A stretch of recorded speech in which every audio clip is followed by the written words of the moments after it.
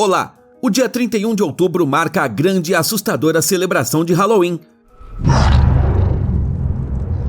Na véspera do Dia de Todos os Santos, é um bom momento para relembrar nossos filmes de terror favoritos e se assustar à vontade, sabendo que na realidade nada de ruim acontecerá. E com o filme de hoje, será assustadoramente divertido e incrivelmente interessante.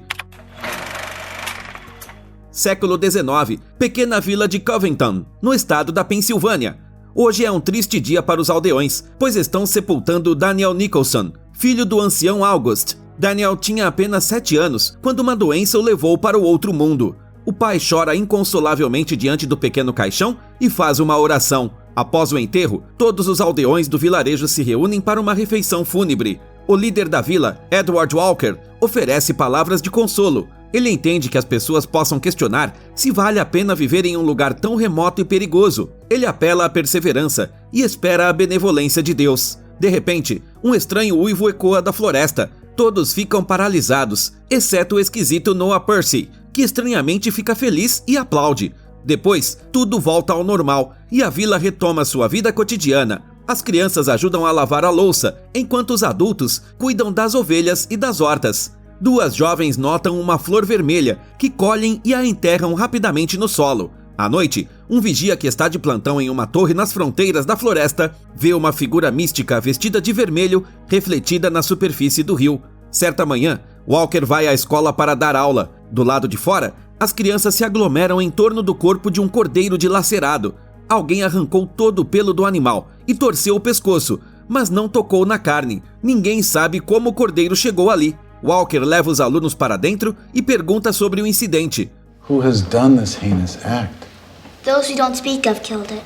There it is. As crianças ouviram que essas misteriosas criaturas comem carne e têm garras aterrorizantes. No entanto, o professor as adverte contra conclusões precipitadas. Há muito tempo, um acordo foi feito com os monstros. As pessoas não deveriam entrar na floresta e, em troca, as criaturas não apareceriam na vila. Desde então, ninguém se atreveu a violar essas fronteiras, de modo que as crianças podem ficar tranquilas quanto à sua segurança.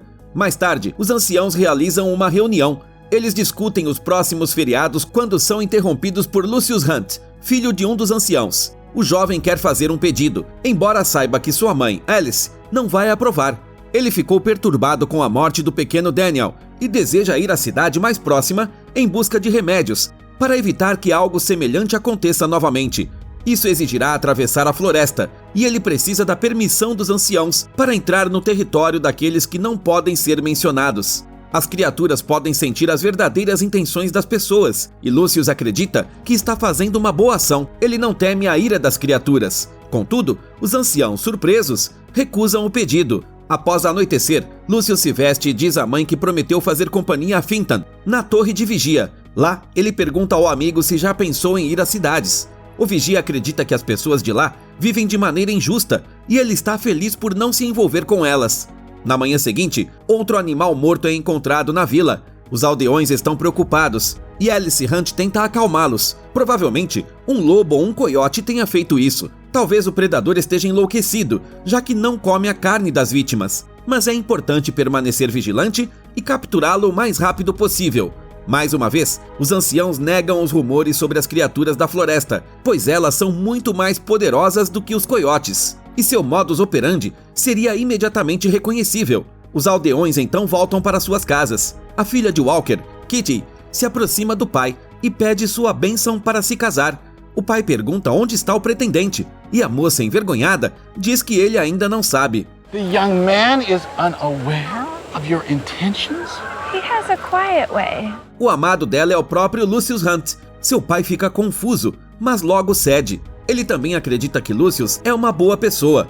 Walker dá sua bênção, e a filha o abraça alegremente. Em seguida, Kitty encontra o rapaz em sua oficina e confessa seu amor calorosamente. Ela literalmente grita sobre seus sentimentos, mas Lucius a rejeita friamente. A moça passa a noite toda chorando, enquanto a irmã mais nova tenta consolá-la com canções de ninar. Ivy é cega desde o nascimento. Nesse momento, Lucius está entregando lenha aos aldeões. Ele entra na casa de August, onde o homem lhe agradece por sua compaixão em relação ao pobre Daniel. O garoto também era de poucas palavras quando estava vivo, e ele e Lucius eram amigos. O homem diz que não se pode fugir da tristeza e que ela sempre encontra as pessoas farejando-as. No canto da sala, há uma caixa escura e misteriosa. No outro lado da vila, um grupo de adolescentes desafia a coragem um do outro. Eles se revezam, ficando de costas para a floresta escura em cima de um tronco. Quem ficar por mais tempo vence. Um rapaz treme de medo e jura que algo está se aproximando dele. Os outros o encorajam a ficar no lugar e não acreditar em lendas tolas. O som distinto de um rosnado assusta os amigos e eles voltam correndo para a vila. Por hoje, eles estão a salvo. Na manhã seguinte, os jovens provocam o estranho Noah e ele se defende com uma vareta. Os garotos brigam e caem no chão. A cega Ivy é chamada para intervir e acalmá-los. Noah obedientemente se retira com a moça. Como de costume, ela ameaça trancá-lo no quarto do castigo. O estranho rapaz pede que ela não faça isso e promete não bater em mais ninguém. Eles apertam as mãos e Noah dá um beijo na bochecha de Ivy para selar o acordo. A moça pergunta brincando como eles vão passar o tempo livre. Ela sugere brincar de pega-pega e corre rapidamente à frente. Noah a segue. Apesar de ser cega, Ivy conhece muito bem a sua vila natal. Eles correm para uma antiga pedra onde Lucius já está sentado. Ele fica em silêncio, mas Ivy o percebe. Ivy explica que algumas pessoas têm uma aura especial. Seu pai também tem uma. Lucius comenta que Ivy corre como um garoto, e a moça encara isso como um elogio. Eles falam sobre Kitty, que foi rejeitada por Lucius. Isso não surpreende Ivy. Desde criança, o rapaz sempre andou de mãos dadas com a irmã mais nova, mas de repente parou. Desde então, ele nunca mais tocou em Ivy. Nem mesmo quando ela caiu propositalmente perto dele, ele não a amparou. Para um jovem tão bem educado e reservado, isso só pode significar uma coisa. Lucius está secretamente apaixonado por Ivy e fazendo o possível para esconder isso dos outros. O rapaz fica completamente sem palavras. Durante o diálogo, Noah corre de um lado para o outro, tentando chamar a atenção da moça. Ele coloca uma rã em sua mão e depois lhe dá algumas frutinhas vermelhas. Lucius alerta Ivy de que elas têm a cor ruim, vermelho. Os aldeões da vila enterram e escondem qualquer coisa dessa cor para não atrair aqueles que não podem ser mencionados. Ele pede a Ivy para fazer o mesmo com as frutas, mas Noah tem os bolsos cheios delas. Lucius percebe que o rapaz estranho as colheu muito antes e pede que ele conte de onde vieram. Noah responde mostrando um antigo desenho em uma pedra, retratando criaturas da floresta. Depois disso, Lucius se volta novamente para os anciãos. Ele conta que Noah tranquilamente vai à floresta buscar frutas silvestres, e os monstros não o incomodam. O rapaz tenta novamente obter permissão para buscar remédios, mas essa tentativa também fracassa. À noite, Alice chama o filho para conversar. Ela quer falar sobre as cidades para onde Lucius está tão ansioso para ir. O rapaz não se lembra de nada, pois eles se mudaram há muito tempo. Isso aconteceu depois que seu pai foi ao mercado, onde foi roubado, assassinado e despido. A mãe comenta que as pessoas são capazes de tudo por ganância nesses viveiros de crime e desonra. Lucius enxuga as lágrimas e diz que não se importa. Ele só quer ser útil à vila e não planeja permanecer nas cidades. Ele não entende os anciãos, que insistem no completo isolamento e estão dispostos a pagar por isso, com a vida de seus filhos. Lúcio então aponta para a caixa preta, que é sempre mantida trancada. Alice diz que dentro dela há um lembrete do passado. Seu filho está cansado de todos esses segredos intermináveis. Ele quer saber o que está escondido lá dentro, mas a mãe o impede. Eles devem primeiro conversar com Walker. No entanto, Lucius também não confia nele. O homem esconde seus sentimentos por Alice, pois assim como o rapaz, nunca toca em sua amada. O filho repete para a mãe as palavras de Ivy, que ouviu durante o dia, mas a mulher acha que é bobagem. No dia seguinte, Lucius e os outros rapazes vestem roupas amarelas de vigia. Eles patrulham os limites da vila e pintam os postes de amarelo. Quando estão sozinhos, Lucius quebra a proibição e entra corajosamente na floresta. Ele vê um arbusto de frutas vermelhas e pega um galho. Imediatamente, um rosnado é ouvido. O rapaz se vira rapidamente e volta para trás. A criatura não o ataca. Após o pôr do sol, Lucius encontra Ivy perto de sua casa. Ela brinca de esconde-esconde novamente com Noah, que se escondeu dentro da casa. Os jovens ficam sozinhos. A moça ouviu que Lucius está pedindo permissão para ir à cidade. Apesar da atitude nobre, é melhor obedecer aos mais velhos. O rapaz pergunta se ela se sente amargurada por ser cega. Ivy responde que enxerga o mundo perfeitamente, apenas o faz de forma diferente de Lucius. Mas por que então ela não o apoia em seu esforço para conseguir o remédio? Ela não vê que crianças estão morrendo de doenças curáveis? Talvez até Noah, que claramente sofre de um distúrbio mental, possa ser curado de sua doença? Ivy não quer falar sobre isso. Em vez disso, ela conta que Kit encontrou um novo pretendente e que eles estão se dando bem. Esta é uma boa notícia para ela também, já que, segundo a tradição, a irmã mais nova deve esperar que a mais velha se case. I am now free to receive interest from anyone who might have interest. Lucius, como de costume, fica em silêncio em resposta, e Ivy entra na casa para cuidar das crianças com Kitty. Enquanto isso, Noah está escondido no armário. Mais tarde, na torre de vigia, Finton ouve um barulho. Ele abre a escotilha, pensando que é Lucius. Para seu horror, uma silhueta em trajes vermelhos corre lá embaixo. As criaturas quebraram o acordo e estão se dirigindo para a vila. Não acreditando no que vê, Finton toca o sino e os aldeões correm para os abrigos. Noah aplaude novamente e dança, enquanto Lucius ajuda todos a fechar janelas e portas. Ele não consegue entrar a tempo e se esconde dos monstros atrás de um canto da casa. Ivy também espera o rapaz à porta e se recusa a entrar no porão com os outros. Ela sabe que Lucius virá para garantir que ela esteja viva. Ela estende a mão, mas o rosnado está cada vez mais perto. Kitty implora à irmã que se esconda. Quando o monstro está prestes a agarrá-la, Lucius segura firme sua mão e a leva para o abrigo.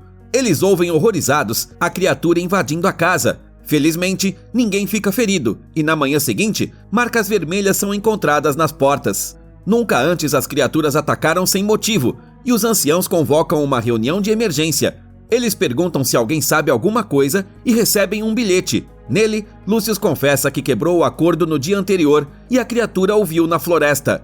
Ele lamenta seu ato e Walker se aproxima dele. Ele não guarda rancor do choroso Lucius e elogia sua bravura. O tempo passa e chega o dia do casamento de Kitty. Os aldeões fazem um banquete e, de acordo com a tradição, compartilham a carne de um animal com as criaturas da floresta. Para isso, os guardas a lançam além dos limites da vila e vão embora. Durante o banquete, Ivy conversa com uma das anciãs. A mulher conta que também tinha uma irmã. Ela tinha apenas 22 anos, quando alguns canalhas a atacaram e a mataram em um beco escuro. Ivy fica chocada e imagina a cena. Que tipo de monstros vivem nas cidades? Mais tarde, ela abraça fortemente a irmã e não consegue conter as lágrimas. Alice parabeniza Walker pelo casamento de sua filha e estende a mão para ele. O homem não a toca, embora cumprimente os outros tranquilamente. Todos estão dançando e se divertindo, quando de repente ouvem os gritos das crianças. Os meninos correm até Walker e contam que as criaturas voltaram à vila. Desta vez, deixaram mais avisos e claramente querem expulsar as pessoas da vila. Os anciãos interrompem a festa e conduzem os aldeões para suas casas. Lucius segura a mão de Ivy. Quando todos se aproximam da vila, eles veem uma cena horrível. Os corpos de animais estão espalhados por toda a parte, com as peles arrancadas. Há marcas de garras nas portas, que claramente não poderiam ser deixadas por coiotes. À noite, Ivy não consegue dormir e sai para a varanda. Lá está Lucius, que ficará de plantão ali a noite toda. A moça diz que amanhã todos os aldeões serão interrogados sobre a quebra do acordo. Parece que o perigo não a assusta, mas, ao contrário, a faz sentir viva. Ela se lembra da brincadeira dos meninos, competindo pela bravura em um tronco. Lucius estabeleceu um recorde que ninguém conseguiu superar. Ivy pergunta como ele superou o medo. O rapaz responde que não está preocupado com seu próprio bem-estar, mas sim com as ações que pode realizar. A moça então pergunta se, quando casarem, eles vão dançar juntos. Lucius fica espantado e confuso. Ele também começa a se zangar, porque Ivy apressa as coisas e nunca consegue conter sua tagarelice.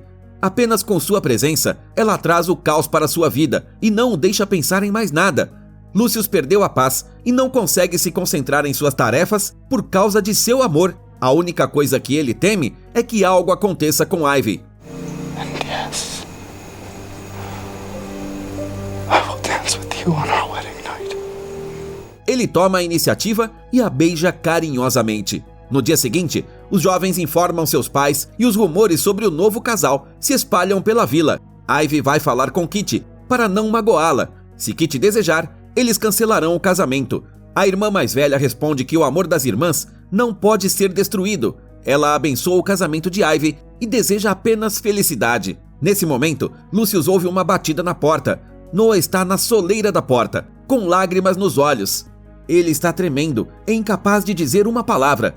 Lucius admite que sabia sobre os sentimentos dele por Ivy. O rapaz estranho é muito querido por ela, mas o amor de uma moça pode ser expressado de diversas formas. Antes que o rapaz possa terminar sua fala, Noah enfia uma faca na barriga do rival. Lucius cai e se contorce de dor. Ele pede ajuda, mas o louco apenas o apunhala novamente. Após isso, Noah retorna para a casa dos pais. Ele se senta em uma cadeira de balanço e não consegue acreditar no que fez. Suas mãos estão vermelhas de sangue. Os pais veem isso e correm imediatamente para informar aos anciãos. Eles ainda não sabem quem seu filho atacou e o próprio Noah não consegue dizer nada. Os aldeões correm em busca da vítima. Ivy ouve a notícia e corre imediatamente para a casa de Lucius. Ela está um pouco perdida pelo nervosismo. A moça usa a contagem de passos para chegar à casa certa, que fica um pouco afastada das demais. Ninguém responde aos seus chamados. E Ivy tropeça em um corpo no chão. Ela tenta acordar o noivo, mas nada funciona. Walker se aproxima e testemunha a triste cena. Papa, I cannot see his color. Felizmente, Lucius ainda está respirando. No entanto, seu estado é extremamente grave. Os anciãos preparam todos para o pior, pois a esperança diminui a cada minuto. Ivy cerra os punhos com raiva. Ainda usando a camisa ensanguentada, ela vai até o local onde Noah está preso. O guarda permite que a moça se aproxime de Noah, que estende a mão para sua amada. Ivy responde com um tapa e continua batendo no vilão. O guarda a retira do local e volta a trancar Noah. O rapaz grita de desespero e bate nas paredes. Em seguida, Ivy vai até o pai e exige ser liberada para obter remédios. Se Lucius morrer, sua vida não terá mais sentido. Ainda assim, ela se submeterá a qualquer decisão do pai. Walker sutura os ferimentos do rapaz e vê os sinais de infecção se desenvolvendo. Em seguida, ele pergunta a outro médico se os medicamentos das cidades ajudariam. Com preocupação em sua voz, ele confirma que essa seria a única esperança de cura. Os anciãos tentam convencer Walker a não quebrar o juramento que fizeram uns aos outros. Nenhum contato com a civilização. Mas o homem já não acredita nos motivos do passado. Deixar Lucius morrer seria um mal tão hediondo quanto os que ocorreram nas cidades. O pai vai até a filha. Walker a leva para um passeio. Ele conta sobre seu pai, que era o homem mais rico de uma cidade. Ele tinha toda a fortuna do mundo, mas o dinheiro é terrível e corrompe as pessoas. O avô de Ivy não percebia isso e vivia em grande estilo. Ele era bondoso e deixou uma lição para sempre liderar as pessoas em vez de ser liderado. Ele morreu dormindo, mas não devido à velhice. Um homem ganancioso apontou uma arma para sua cabeça quando ele estava mais vulnerável. Por esse motivo, Walker fundou a vila, onde nenhuma moeda é usada e não há ricos ou pobres. Ele quer que a filha compreenda completamente sua visão e continue o legado do pai. Agora, ele vai mostrar a ela o segredo mais importante da vila, que não deve ser revelado a mais ninguém. Walker a leva até um antigo celeiro e pede que não grite. Ivy fica espantada. Logo em seguida, ela pega suas coisas e diz a Lucius que está indo em busca de ajuda. O pai também concorda e avisa os anciãos. Ele ordena a 2 jovens que acompanhem sua filha cega. Ivy avança corajosamente em um novo território, usando a bengala para guiar seu caminho. Ela leva consigo pedras mágicas que a protegem dos monstros, mas, após apenas alguns minutos, um dos jovens fica paralisado de medo. Ele não acredita que as pedras ou as capas os protegerão das criaturas e volta para a vila. Ivy e Finton continuam sua jornada e montam uma barraca para se abrigar da chuva, mas logo Finton também desiste. You will be safe. They will not harm you. Because you cannot see, they will take pity on you. Ele pede para ser liberado e a moça concorda em seguir sozinha. Assim que o rapaz está fora de vista, ela derrama as pedras inúteis no chão. Seu pai havia lhe contado tudo. Atrás da porta do celeiro estavam eles, aqueles cujos nomes não podem ser mencionados. Ivy toca as suas garras e grita de terror, mas Walker tranquiliza a filha.